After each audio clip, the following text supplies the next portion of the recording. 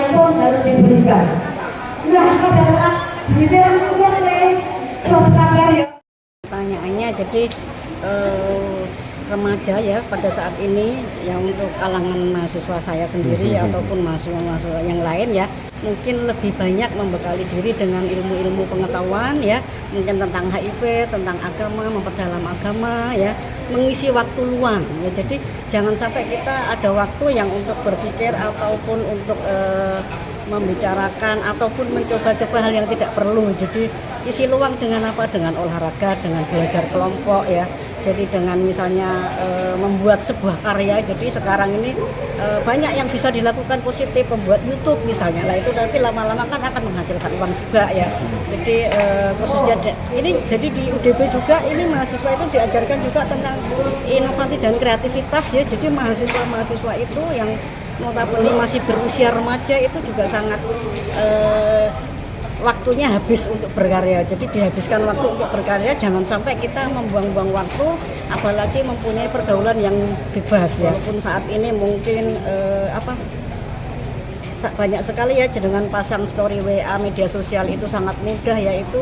Nah itu kita juga sebagai dosen ataupun orang tua itu bisa mengontrol dari status WA-nya. Kalau kira-kira itu sudah mengarah hal yang tidak baik ya kita perlu konsultasi dengan orang yang lebih paham, misalnya kita dengan pendekatan ya antara orang tua dan anak, antara guru dan siswa, antara tokoh agama dan masyarakat. Jadi intinya semuanya punya kontribusi di sini, tidak hanya orang tua, tidak hanya masyarakat, tidak hanya dosen, jadi sama-sama ya. Itu juga pemerintah juga perlu juga untuk memberikan ini ya, kayaknya sudah dilakukan juga dengan cara memberikan ilmu-ilmu ya tadi dengan media sosial ya, leaflet mungkin dengan video-video yang kreatif inovatif sehingga itu membuat para remaja itu menjadi lebih semangat untuk berkarya. Jadi gunakan waktu sebaik-baiknya. Bu, untuk menghindari stigma mungkin kalau dikatakan di kalangan remaja tidak melakukan ini kurang keren, tidak memiliki cowok, jomblo, itu juga kayaknya gimana untuk menghadapi itu sendiri, mungkin seperti apa? Nah itu kayak pencarian identitas diri tadi ya. Jadi oh ini loh saya harus kita tidak harus seperti gitu ngikuti, apalagi terbawa bullying jadi kita bisa baper dan segala sesuatu. Kita perlu menyaring juga apa yang disampaikan oleh teman-teman. Jadi jangan terbawa sampai kita baper, sampai kita rugi sendiri di situ. Jadi kalau kira-kira ini kata-kata teman-teman saya itu membuli atau mengarah ke hal yang baik. Kalau misalnya hal yang baik, oke kita ikuti. Kalau yang kurang baik, jangan diikuti, nggak usah dipedulikan toh. Jangan sampai kita melakukan hal-hal yang dilarang agama ya, termasuk narkoba itu juga selain dilarang agama juga nanti juga merusak kesehatan ya.